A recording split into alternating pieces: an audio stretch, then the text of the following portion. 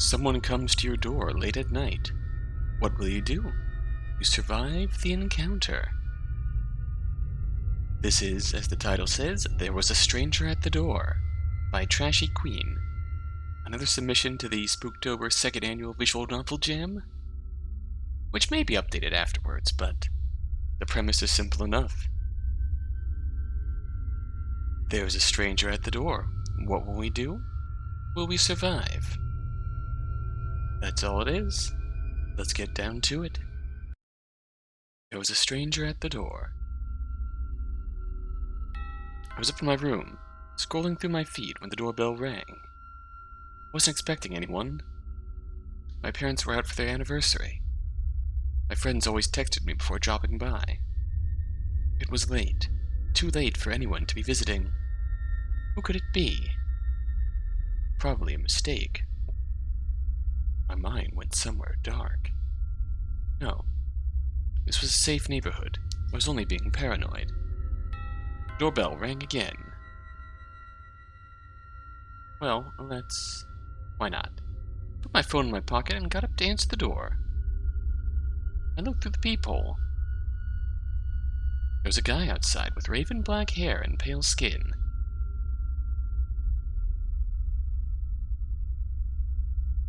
First run, we're gonna be reckless.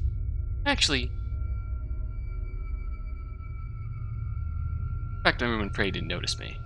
I stepped away slowly and made my way upstairs, glued to the wall, hoping he could not see my shadow from underneath the door. Got to my room and hid under the covers, pulling them over my head. He'd get tired eventually and leave. Unless he broke down the door. No.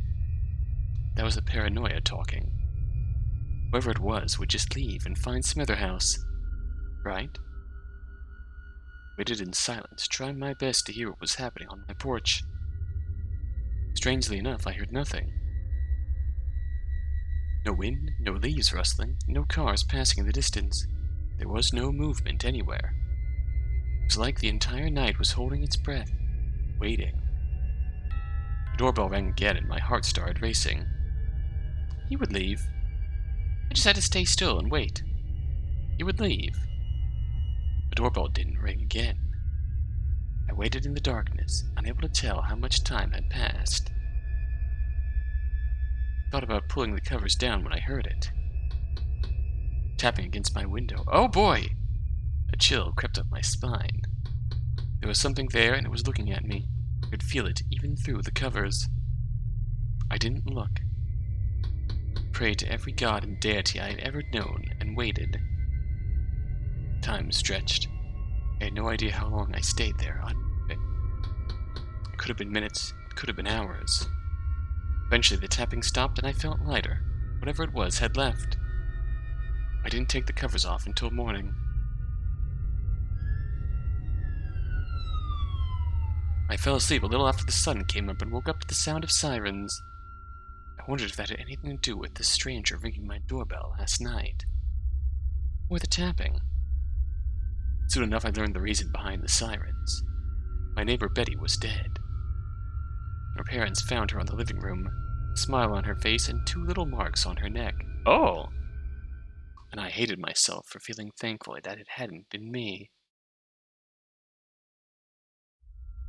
Well, well.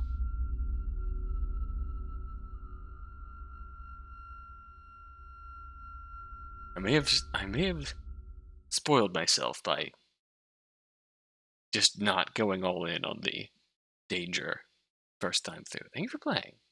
You're welcome. Danger time. Who is it? Guy turned his head and stared at the people. He smiled. Hi, my name is Alden. My family and I just moved here. My car broke down and my phone is dead. Could I borrow yours to call them? I promise it won't take long. Well, open the door. Just a moment. I opened the door and handed him the phone. Thank you. Dialed a number and smiled at me while he waited. Someone picked up on the other end. Hey, sister, glad you picked up. It's dead. I know you told me to change it. To charge it, you don't have to rub it in my face. I know. My car broke down. Yeah, so can you come pick me up? You can call a tow truck in the morning. The address? Hold on. Can you tell me the address here? 425 Oak Street. Thanks. 425 Oak Street. Yeah, inside the gates. I know, I got lost. I think so. Don't worry, everything will be alright. Just come pick me up. Okay, I'll be waiting. Hand me back the phone. Thank you. That. The eternal struggle. You're welcome. Ah! Big mistake. Would it be too much if I asked to wait inside? Now that was crossing a line. I opened the door against my paranoia to help him. He was helped. End of conversation. I was not letting a stranger in. Please, it's cold and my sister will probably take a bit to get here. I wanted to tell him no and close the door, but I already said you're welcome. I didn't even make the connection until I had already picked it. I wanted to, but there was something in the way he was looking at me that made me think that it was okay. The more I looked into his eyes, the more convinced I became that letting him wait inside was the right thing to do. It was dark and cold. She would take a while. And he seemed nice. He had been polite this whole time. Surely there would be no problem in inviting him. Don't do it. I hesitated. His face changed. I could only catch a glimpse of it. It was enough to make my stomach turn. Whatever caused the change in the atmosphere was gone as fast as it had come. I wondered if I had imagined it, but a sense of wariness was still in my mind. Sorry, I can't let you inside. Good luck. I tried to close the door, but he put his foot down to stop it. He smirked. Oh, but you've already invited me in, don't you remember? I tried to hold the door, but he was stronger. I pushed it and begged it to close, but it wouldn't budge. He grabbed the side of the door and yanked it open. I stumbled backwards. I had to get away. He walked in slowly. A chill came up my spine, lifting the hairs in my arms. I had to run. I needed to run. Even if he caught up to me, I had to try. Maybe I could slow him down. There had to be a way to survive. A desperate idea came to mind. Oh shit, we're on a timer here. Drop things to slow him down. I sprinted toward the kitchen, dropping things behind me. A lamp, a chair, whatever I could. Finally, I reached the kitchen and locked the door behind me. My breathing was heavy, but I had no time to calm myself. I wasn't safe yet. I heard clapping on the other side of the door. I'll give you an A for effort. He was enjoying this. I got the feeling that he could have stopped me if he wanted to, but he didn't. The sadistic bastard. The door handle turned, but the door didn't open. Very well. A+ for effort. Would the door be able to hold him back? I wasn't going to count on it. I had to leave. Luckily, there's a back door on the kitchen that led outside. I opened it and was ready to run when a thought came to mind. What if he caught me? Grab a knife. I opened the drawer, but the knife wasn't there. Why was the knife there? I looked around and spotted it on the sink. When I ran toward it, the kitchen door burst open. I grabbed the knife and turned to leave, but he was already blocking the way out. He smiled sinisterly. My heart was beating so loud I could feel it in my ears. I was cornered. I strengthened my grip on the knife. If I was going down, I was going down swinging. I charged at him, hoping to hurt him enough to get away, but he held my arm and twisted it, making me drop the knife. He pulled me close, wrapping an arm around me and using the other one to cover my mouth. I struggled to get away, but he was stronger. It was like trying to fight a metal structure. Honestly, I'm disappointed. His breath tickled my neck, sending shivers down my spine. After all that show, I thought you'd be more of a challenge. Guess I was wrong. I felt him shrugging behind me. Well, whatever. There's always next time. There's a sharp pain in my neck. Everything went black.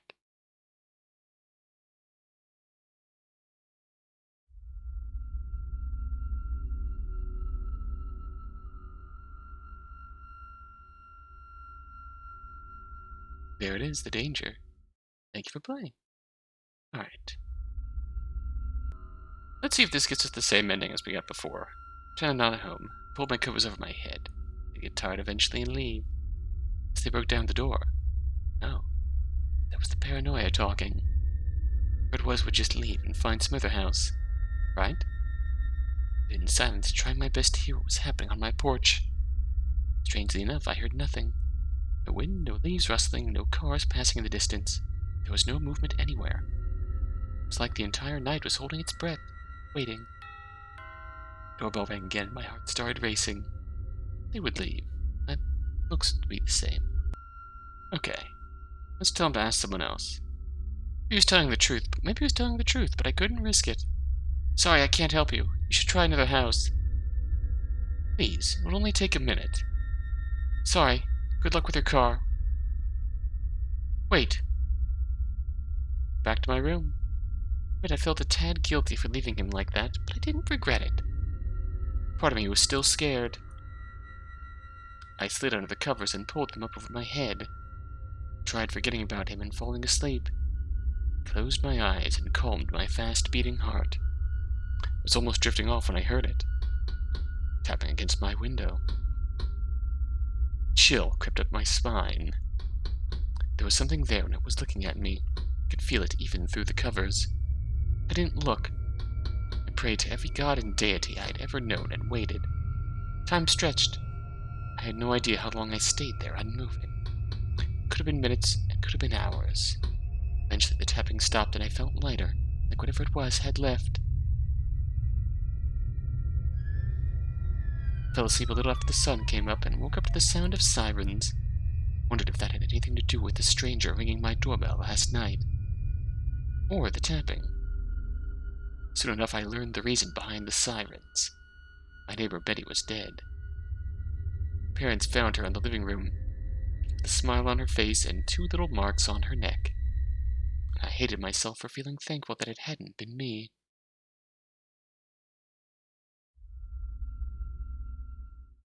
Alright, now let's try and survive the chase. Actually, let's let him in. So we don't aggro him immediately. And so I let him in. He smiled to me as we made our way to the living room. There was something alluring about him. I couldn't stop staring. It was like everything else had vanished until there was just us. There was some conversation going on between us, but I couldn't really focus on it. I answered everything he asked, as if I were in a trance. Then he leaned in and I let him. I wanted him, but he didn't reach for my lips. Instead, he made his way to my neck and I felt a small pain, almost like a sting. Something else, a lightness, a numbness. It was inebriating. It was almost disappointing when he pulled away. His red lips were the last thing I saw. Simple enough. So this time, let's not throw stuff down, which means he's probably going to catch us before we get to the kitchen. Oh, but you've already invited me in, don't you remember? I tried to hold the door, but he was stronger. I pushed it and begged it to close, but it wouldn't budge. I grabbed the side of the door and yanked it open. I stumbled backwards. I had to get away. He walked in slowly. A chill came up my spine, lifting the hairs in my arms. I had to run. I needed to run. Even if he caught up to me, I had to try. Maybe I could slow him down. There had to be a way to survive. A desperate idea came to mind. Just run. It would be faster to just run. I sprinted towards the kitchen, but he grabbed me by the arm. I tried to pull away, but he was stronger. I tried to kick him, to punch him, but nothing worked. I couldn't beat him, but maybe I could still be helped. If I screamed, surely someone would hear me. His other hand covered my mouth before I could even open it. Now don't go ruining this. If more people came here, I might have to do something that I won't like. I struggled in his grip. I used my free hand to try to push him away, to try to remove his hand from my mouth, but none of it worked. I scratched his hands and his arms, but nothing seemed to bother him. He held me tightly and bit my neck. I kept hitting him into my vision became blurry and I didn't have the strength to fight anymore.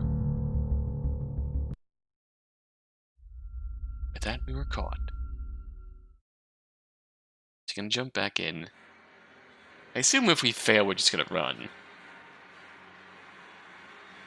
Yep. Let's just load back into here. Helping to slow him down. I sprinted towards the kitchen, dropping things behind me. A lamp, a chair, whatever I could. Finally, I reached the kitchen and locked the door behind me. My breathing was heavy, but I had no time to calm myself. I wasn't safe yet. I heard clapping on the other side of the door. I'll give you an A for effort. I was enjoying this. I got the feeling that he could have stopped me if he wanted to, but he didn't. Sadistic bastard. The door handle turned, but the door didn't open. Very well. A+ for effort. The door would be able to hold him back. I wasn't going to count on it. I had to leave. Luckily, there was a back door on the kitchen that led outside. I opened it and was ready to run when a thought came to mind. What if he caught me? Just run. I got out, locked the back door behind me, and ran. Ran and ran until my legs hurt and my lungs burned. And I kept running. Couldn't feel my feet anymore. I was going toward a house. Any house, when I bumped into someone. I thought it was over. It caught me. Then I looked up and saw a girl with raven black hair and pale skin. She looked worried. What happened? Are you okay? Calling it right now, that's his sister. I was relieved, but it wasn't safe. Not yet. He was still somewhere in the dark, looking for me. I need to leave, to get somewhere safe. Now that I had finally stopped, I remembered the phone in my pocket. I could call the police. I picked it up and was about to dial when I heard his voice. There you are. I see you've met my sister. Lovely, isn't she? Sister? Was she in on this? When I looked at her, she was staring at him. I couldn't tell what she was thinking. I started dialing, but he stopped me before I could make the call. Your fighting was cute, but now it's just annoying. He held both my arms. I tried kicking him, but he didn't seem to feel anything. Was I that weak? I thought about giving up. There's no way I could beat this monster, so why bother? My body didn't seem like it would be able to help me for much longer, but I kept fighting. I wasn't going to make this easier. I looked annoyed as he pulled me closer to him. I kept struggling. Kane, stop. I turned to look at her, while still holding me tightly. For some reason, her words made me stop too. Kane? Is this too dark for you, sister? Do you feel sorry for the poor girl? She remained expressionless. It's our first day here. We can't call attention like that. Oh, come on. It's just one girl, and I'm hungry. You wouldn't have to move so much if you didn't kill or kidnap someone whenever you felt hungry. What? And what do you suggest we do? Erase her memories and put her back in bed. What about my hunger? I suppose blood bags won't suffice. No, they won't. I need it fresh. And go hunt somewhere else. Somewhere not so close to our new home. Be discreet. Don't go letting them run around in the dark. You're lucky she bumped into me and not someone else. Oh, sister. You underestimate me. I knew exactly where she was and who she was going to bump into. Right, it's all just a game, too. You know me too well, Mabel, dear.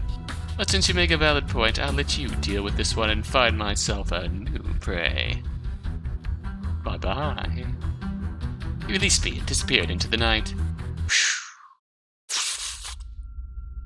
Dropped my knees. I wanted to run, but my body was too weak. I couldn't even stand on my own. It was his sick tactic, to hunt me until I couldn't run anymore.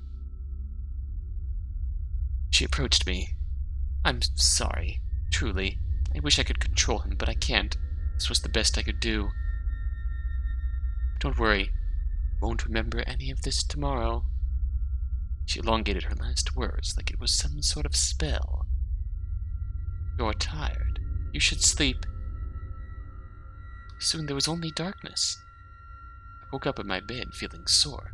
My body felt heavy, like I had overworked myself. It was weird. I didn't remember doing any physical activity lately. I got up and noticed some bruises on my legs and feet. What the hell had happened last night? Was I able to injure myself like that? Was I sleepwalking? That had never happened before.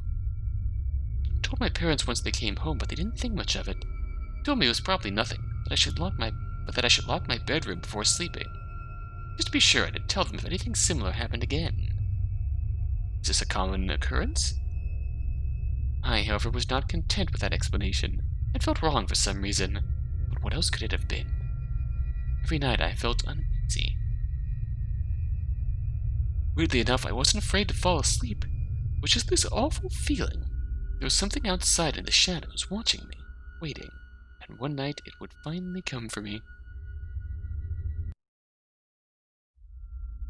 Realistically, that is the true ending.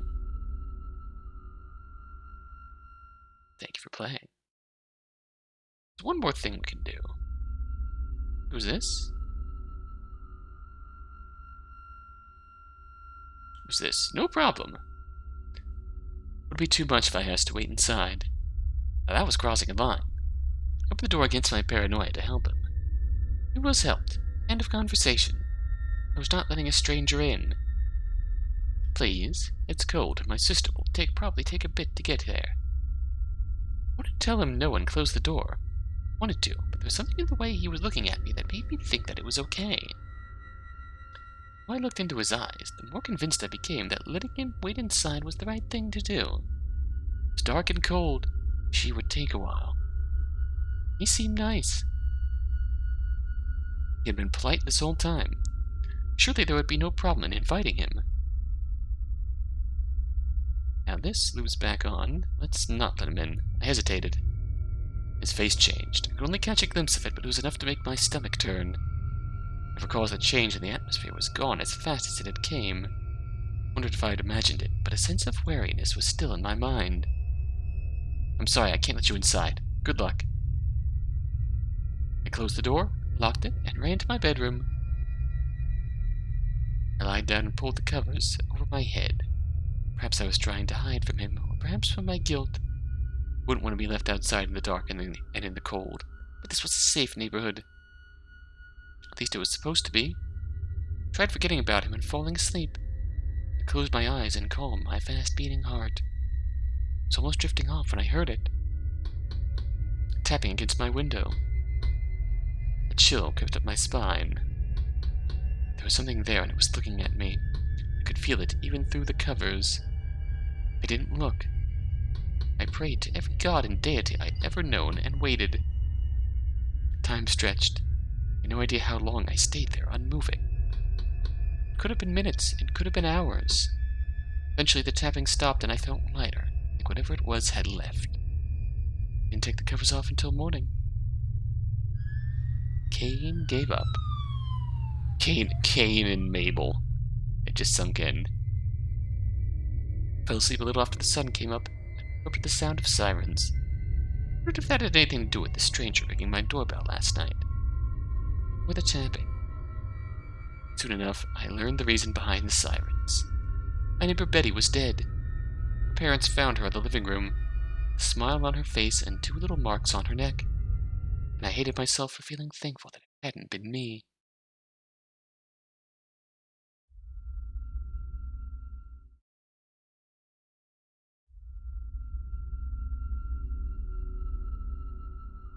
And that's going to be it for There Was a Stranger at the Door. Simple enough concept. It's definitely... Well, even after getting one of the ignore him endings, it didn't really click that we were about to let him in until immediately after I clicked "You're welcome" on the "You're welcome" and "No problem" choice. I think that for me, that little, the fact that caught me off guard, that was the absolute highlight. I'm